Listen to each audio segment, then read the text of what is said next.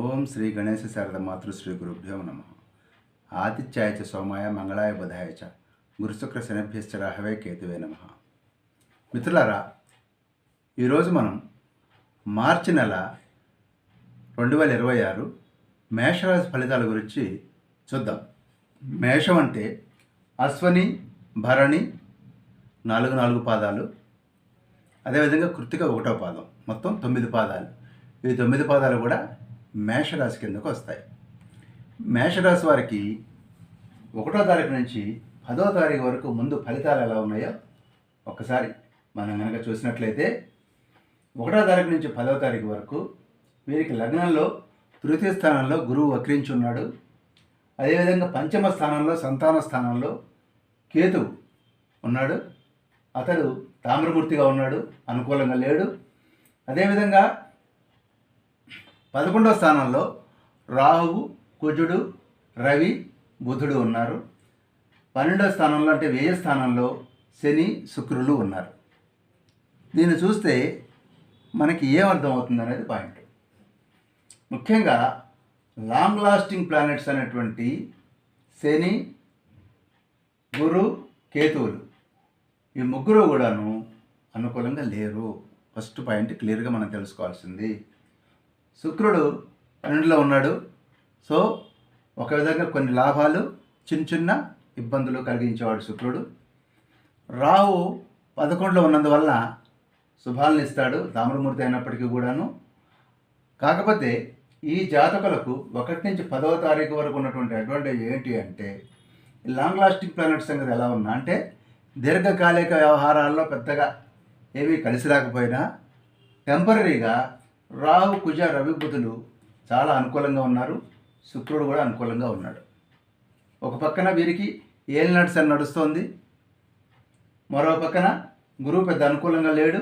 కానీ అదే టైంలో ఈ రాహు, కుజ, రవి, బుధులు దీనికి చాలా బలాన్ని ఇస్తున్నాడు ఈ జాతకులకు. 1 నుంచి 10వ తారీఖు వరకు శని లక్షణాలు తీసుకున్నట్లయితే, మనకి 12లో శని ఉన్నాడు, అంటే వ్యయంలో శని ఉన్నాడు. వీరికి ఏలినాటి శని నడుస్తుందని ఇందాక చెప్పుకున్నాము. దానివల్ల అనారోగ్యం కానివ్వండి, ఖర్చులు, అకాల భోజనము, తర్వాత స్థానభ్రంశము, ట్రాన్స్ఫర్సు, కుటుంబం నుంచి దూరంగా ఉండటము, వీరితో ఫారిన్ కంట్రీస్కి వెళ్ళటము, అదేవిధంగా ఇంకా చెప్పాలంటే తీవ్రమైనటువంటి ఎక్స్ట్రీమ్ పాయింట్స్ ఏంటంటే జైలు అనేది కూడా చెప్తారు. కాకపోతే ఇక్కడ లాజిక్ ఏమిటి అంటే, చేతిలో కాళ్ళు కట్టేసినట్టు అయిపోతుంది, ఎక్కడ మెసలడానికి లేకుండా చూస్తాడు శని. కొంత ఇబ్బందికరమైనటువంటి పరిస్థితులు క్రియేట్ చేయబోతున్నాడు శని. ఆల్రెడీ ఇది చాలా కాలం నుంచి ఉంది. ఈ శని జూలై 2027 వరకు ఇక్కడే ఉంటాడు. అందుకని ప్రత్యేకంగా శని గురించి గంటకి చెప్పుకొని బాధపడాల్సినటువంటి అవసరం లేదు.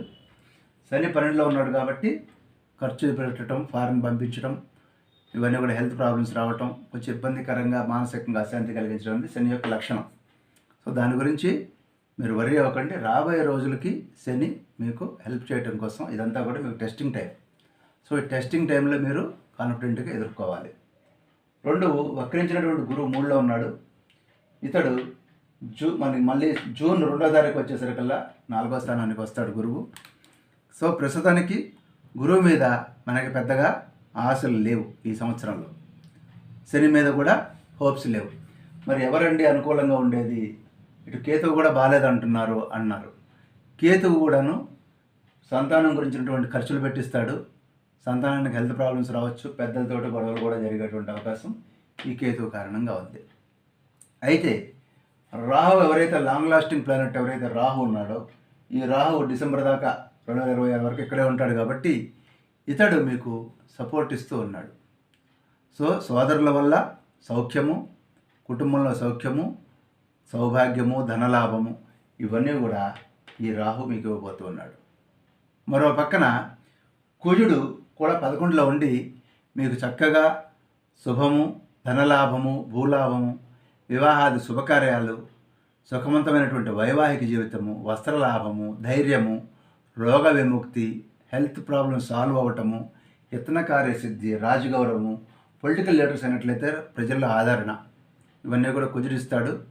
అదేవిధంగా రవి కూడాను 11లో ఉన్నందువల్ల ఆస్తులు, గౌరవము, ధన సంపాదన, వ్యవహార విజయము, రాజగౌరవము, నూతన పదవులు, ప్రమోషన్లు, తీపి వస్తువులతో భోజనాలు, ఇవన్నీ కూడా మనకి ఈ యొక్క రవి కూడా హెల్ప్ చేయబోతున్నాడు. రవి 11th చాలా చక్కటి ఫలితాన్ని ఇవ్వబోతూ ఉన్నాడు. మరోపక్క బుధుడు కూడా అక్కడే ఉన్నాడు. అతడు కూడా ఆభరణాలు ఇస్తాడు, వాహనాలు, ధనలాభం, ఇంట్లో శుభకార్యాలు, వివాహము, పుత్ర పౌత్ర ప్రాప్తి, బంధు మైత్రి, పేరు ప్రతిష్టలు, హెల్త్ ప్రాబ్లమ్స్ సాల్వ్ చేయటం, ఇవన్నీ కూడా ఒక పక్క బుధుడు చేయబోతున్నాడు. మరోపక్క శుక్రుడు 12లో ఉన్నాడు.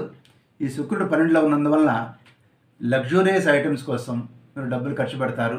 బంగారం కోసం కానివ్వండి, లేదా ఇంట్లో ఉన్నటువంటి రకరకాల అలంకార వస్తువుల కోసం కానివ్వండి, బట్టల కోసం కానివ్వండి, ఇవన్నీ కూడా మీరు శుక్రుడు ఖర్చు పెట్టేటువంటి ఇది ఇస్తాడు. అయితే చోర భయం ఉంది, కాస్త జాగ్రత్తగా ఉండండి. అదేవిధంగా శస్త్రబాధ, షార్ప్ ఐటమ్స్ విషయంలో కొంచెం జాగ్రత్తగా ఉండండి. చిన్న చిన్న ఆపరేషన్లు అయ్యే అవకాశం కొంతమందికి ఉండొచ్చు. కానీ బేసిక్గా షార్ప్ ఐటమ్స్ పట్ల కొంత జాగ్రత్తగా ఉండండి. శుక్రుడితోటి జాగ్రత్తగా ఉండాలి కాబట్టి. కానీ ఓవరాల్గా ఇప్పుడు మనం తీసుకున్నట్లయితే 5 గ్రహాలు రాహు, కుజ, రవి, బుధ, శుక్రులు అనుకూలంగా ఉండగా శని, గురు, కేతువులు మనకి కొంత ప్రతికూలంగా ఉన్నారు.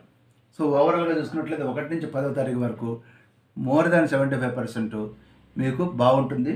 షార్ట్ టైం గెయిన్స్ చాలా బాగుంటాయి.